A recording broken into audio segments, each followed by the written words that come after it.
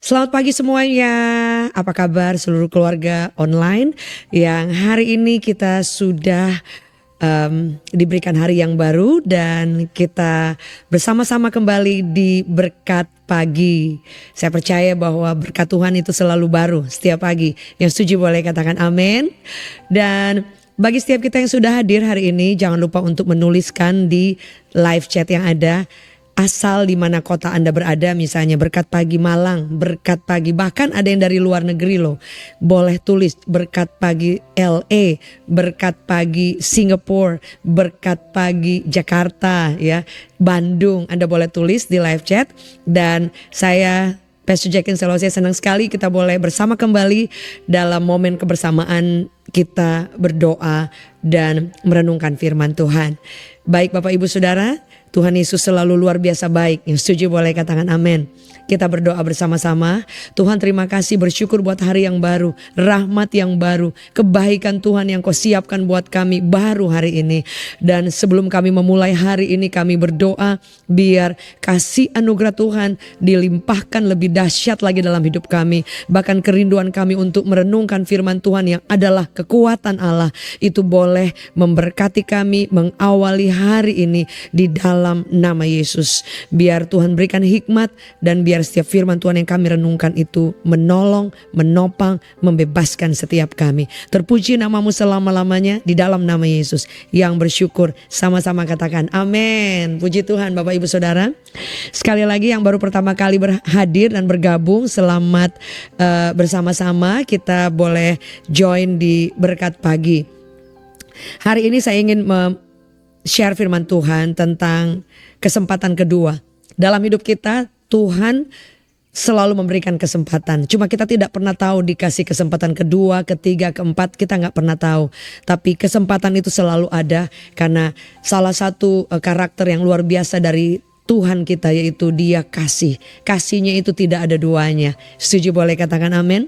Sebab itu kalau saya percaya kita sudah banyak sekali mendengarkan firman yang berbicara soal anak yang hilang dan kemudian dikasih kesempatan kedua lagi. Bahkan Tuhan itu yang sungguh-sungguh Bapa itu diumpamakan Dia sendiri yang kemudian berlari menemui anak ini dan memeluknya, bahkan memberikan jubah yang terbaik, semua yang terbaik. Padahal anak ini sudah meninggalkan bapaknya. Tapi itulah kasih Tuhan itu sangat luar biasa buat setiap kita. Sebab itu hari ini yang hadir siapapun kita, Anda dan saya dikasih oleh Bapa. Yang setuju boleh katakan amin. Katakan Tuhan baik karena kebaikannya itu tidak pernah berubah. Saudara, dikatakan bahwa langit bumi akan lenyap tapi firman-Nya tetap untuk selama-lamanya. Dan firman Tuhan yang adalah Allah itu sendiri dan yang kita tahu bahwa Dia Tuhan yang baik itu tidak bisa berubah sampai kapanpun. Mencintai, mengasihi Anda dan saya tanpa batas. Baik, hari ini saya ingin kita membaca satu firman Tuhan di dalam Lukas 13, saudara. Ada satu kisah yang dicatat di sana bahwa suatu waktu Yesus ingin lagi berjalan-jalan dan kemudian Dia mendapati, dikatakan ada pohon ara yang kemudian tidak berbuah. Di dalam Lukas 13, di situ ayat 7, 8 dan 9. Ya, saya bacakan, dikatakan sudah 3 tahun aku datang mencari buah pada pohon ara ini dan aku tidak menemukannya. Saudara, dan kemudian disuruh tebanglah pohon ini, untuk apa ia hidup di tanah ini dengan percuma. Jadi saudara, hidup kita ini kalau tidak ada artinya, saudara, itu ya jadi percuma, saudara. Sedangkan kalau kita mengisi hidup ini dengan cara yang baik, cara pandang yang baik, terlebih ketika kita menemukan kehidupan sesungguhnya itu hanya di dalam Tuhan, kita diangkat, kita dijadikan anak kesayangan, kita dijadikan hidup berarti. Saudara, dalam keadaan apapun Anda akan menyadari dan merasakan bahwa saya berarti. Saudara, kita berarti, Anda berarti di hadapan Tuhan dan memiliki hidup yang sangat meaningful, ada artinya, ada gunanya dan sangat luar biasa. Tapi suatu waktu dikatakan bahwa ketika Tuhan ingin mencari buah dari pohon itu tidak ada, saudara. Sehingga pohon ini dikatakan mau disuruh untuk dicampakkan karena tidak ada buahnya. Ternyata saudara, kehidupan itu bukan hanya kita menghidupi ini jadi life must go on. Jadi hidup itu berjalan dengan sendirinya. Tapi ternyata hidup itu harus ada isinya, ada buahnya. Saudara, sehingga kita tidak menjadi percuma. Yang setuju boleh katakan amin. Sehingga waktu Yesus bilang dia sudah datang mencari buah tapi gak ketemu, saudara. Dikatakan bahwa suruh tebang pohon ini karena gak ada gunanya. Ayat selanjutnya bilang apa? Saudara, ayat 8, jawab orang itu, Tuhan, biarkanlah dia tumbuh tahun ini lagi. Aku akan mencangkul tanah sekelilingnya dan memberi pupuk kepadanya. Mungkin tahun depan ia berbuah, jika tidak tebanglah. Jadi saudara, ternyata kesempatan Tuhan berikan. Saudara, dikatakan dikasih kesempatan untuk apa? Dia akan dicangkul lagi untuk tanah sekelilingnya, diberi pupuk, saudara, supaya tahun depan, next year, bisa berbuah lagi. Tetapi ada kurun waktunya, ada masa yang diberikan, yaitu kalau tahun depan tidak berbuah akan ditebang, saudara. Jadi saya percaya hidup kita itu selalu dikasih kesempatan. Tapi ada part bagian kita, yaitu kita harus mencangkul tanah di sekeliling kita. Kita harus memberi pupuk, artinya hidup kita sangat bertanggung jawab.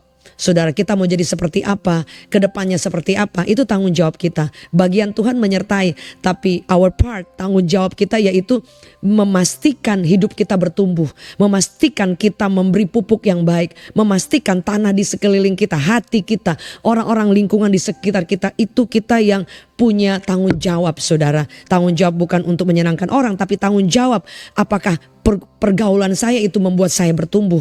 Apakah hidup saya dengan tindakan yang saya ambil, dengan menjauhi diri dari hal yang tidak berkenan, dengan mendekatkan kepada Tuhan, itu yang membuat kita menjadi pribadi yang kemudian akan berbuah, saudara. Tapi kalau kita tidak mengambil tanggung jawab atas diri kita sendiri, kita bisa hidup seenaknya, kita bisa hidup tanpa tujuan, kita bisa hidup mau Tuhan senang apa enggak itu bukan urusan, karena tidak ada effort, usaha dari kita. Sebab itu hari-hari ini banyak pengajaran yang berkata, satu kali Yesus selamatkan, ya udah seumur hidup saya sudah selamat. Jadi saya mau buat dosa sengaja atau tidak sengaja, itu sudah bukan urusan saya. Padahal enggak. Alkitab mencatat, kerjakan keselamatanmu dengan takut dan gentar. Artinya honor, hargai setiap keselamatan yang Tuhan beri. Dengan apa? Tanggung jawab yang harus kita lakukan. Sehingga jangan sampai kesempatan yang Tuhan kasih kemudian kita malah ditemukan tidak berbuah dan kemudian ditebang. Saudara, mungkin Anda tetap menjadi Kristen, saudara, ketika kita tidak berbuah. Tapi ada banyak kesempatan-kesempatan yang akan miss. Karena apa? Tuhan ingin supaya kita berbuah, saudara. Bukan hanya tumbuh seperti pohon biasa, karena akan percuma. Tapi Tuhan ingin supaya firman Allah berkata, orang melihat dan menjadi takut dan memuji Tuhan. Karena apa? Mereka melihat Kristus dalam hidup kita. Mereka melihat dalam pekerjaan kita, di tengah keluarga kita, apapun yang kita kerjakan, ada model, ada role model, yaitu tangan Tuhan yang memampukan kita, mengubahkan kita, sehingga mereka boleh melihat Kristus dalam hidup kita, saudara. Sebab itu tanggung jawab untuk mengerjakan keselamatan atau menghargai keselamatan itu Anda dan saya. Setuju boleh katakan amin. Boleh tulis di live chat. Jangan sembarangan. Jadi kita tidak boleh sembarangan dengan hidup ini, saudara. Mungkin kita mengalami, saudara, ada momen kita merasa gagal dan kita merasa down. Ya, semua orang juga mengalami. Ada momen di mana Anda kecewa. Ada momen dengan ya udahlah, udah berdoa, udah menyembah, udah ibadah, udah pelayanan. Kayaknya Tuhan jauh, nggak pernah jawab apapun, dan mungkin Anda menjadi itu bagian dari proses. Tetapi saya percaya ketika engkau maju lagi, Tuhan kasih kesempatan lagi. Ambil kesempatan itu, hargai itu, saudara, dan engkau lakukan bagian semampu. Sebab itu firman Allah berkata apa?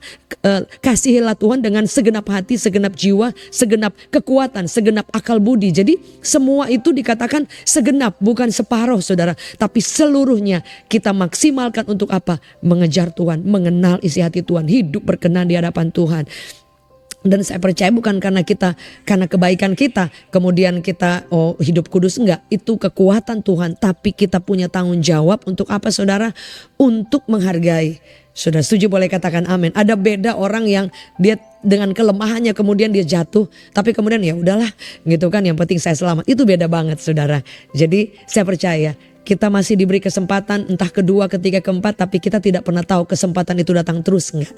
Tapi saya rindu, saudara, kita untuk menghargai kesempatan yang Tuhan berikan. Dengan apa, saudara?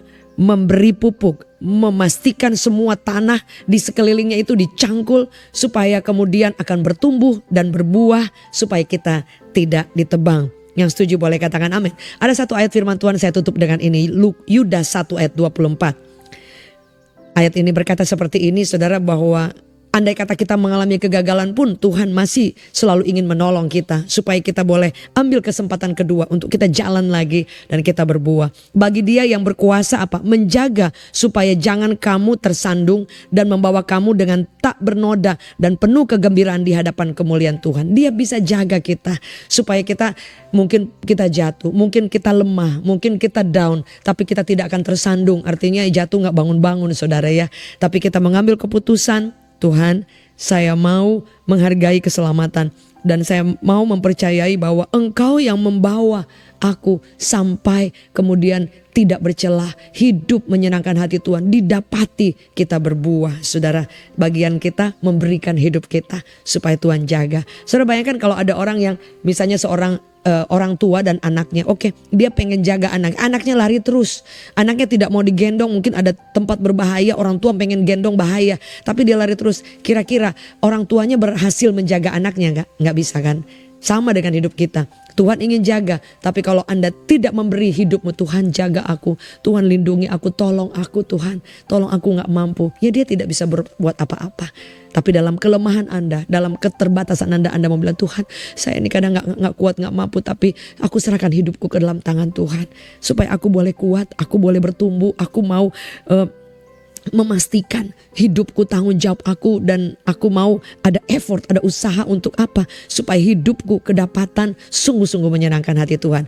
Dan kan kalau Anda ingat Paulus pernah bilang seperti ini, dia tulis bahwa dia katakan, I press, dia tekan begitu rupa. Press on, dia katakan dia tekan begitu rupa hidupnya supaya apa? Dia meninggalkan hidup yang lama dan berjalan berlari-lari bahkan untuk menjawab panggilan Kristus. Artinya saudara, kita menjadi Kristen, semua orang Kristen. Tapi kalau Anda mengambil keputusan menekan begitu rupa supaya rupa Kristus nyata, supaya yang Anda kejar itu sungguh-sungguh hidup menghargai kesempatan yang Tuhan beri. Saya percaya engkau akan melihat di tengah kesulitan pun engkau akan berbuah, engkau akan menjadi kuat. Dan engkau akan menjadi berkat buat banyak orang. Setuju boleh katakan amin. Baik Bapak Ibu dimanapun Anda berada, Anda boleh tulis di live chat, saya mau. Karena firman Allah berkata Tuhan selalu mencari orang yang bukan mampu, tapi mau. Kalau Anda mau, saya mau, Dia beri kekuatan. Setuju boleh katakan amin. Mari kita angkat tangan kita bersama-sama. Tuhan, kami mengucap syukur hari ini. Hamba berdoa buat setiap kami dari tempat ini yang rindu untuk menghargai setiap keselamatan, rindu mengambil, menghormati setiap kesempatan yang Tuhan beri buat kami. Biar Tuhan memberi kekuatan dan kami berjanji untuk menghargai, untuk bertanggung jawab, memastikan seluruh tanah di sekeliling kami dicangkul, diberi pupuk yang baik. Supaya kami bukan hanya menjadi Kristen biasa, tapi Kristen yang bertumbuh, Kristen yang kuat, dan Kristen yang tidak didapati, tidak berbuah, tapi menghasilkan buah. Supaya kami tidak ditebang. Kami berdoa di dalam nama Yesus, dimanapun engkau berada dan saya, biar kasih Tuhan menolong setiap kita. Biar anugerah Tuhan menolong kita, berkuasa menjaga kita, supaya kita tidak tersandung. Di tengah pekerjaan, tangan Tuhan menolong, supaya kita terus berbuah, Anda berbuah dan terus melihat pertolongan Tuhan. Di tengah keluarga, biar kami terus mengambil keputusan untuk terus mendekatkan diri kepada Tuhan, memilih sungguh-sungguh mengikut Yesus dan memilih hidup menyenangkan, perkenanan Tuhan yang kami kejar. Hamba berdoa dalam nama Yesus, kami berdoa setiap kami menjadi pribadi yang kuat, berbuah, dan orang boleh melihat Kristus dalam hidup kami.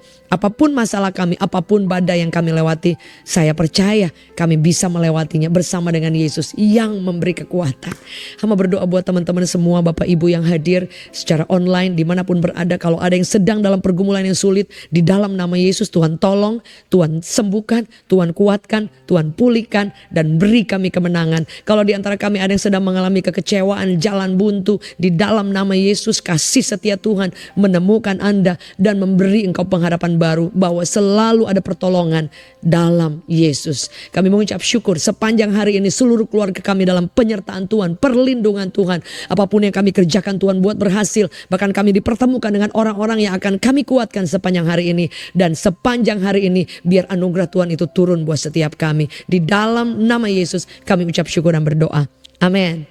Puji Tuhan Bapak Ibu Saudara, thank you for join berkat pagi. Dan ingat, biar setiap firman Tuhan ini jangan lupa untuk mungkin Anda bisa foto, Anda boleh taruh di sosial media Anda dan mungkin taruh di catatan Anda bahwa saya tidak mau ditebang, saya mau berbuah. Yang setuju boleh katakan amin. Bagi Bapak Ibu yang baru pertama kali bergabung, jangan lupa untuk subscribe ya.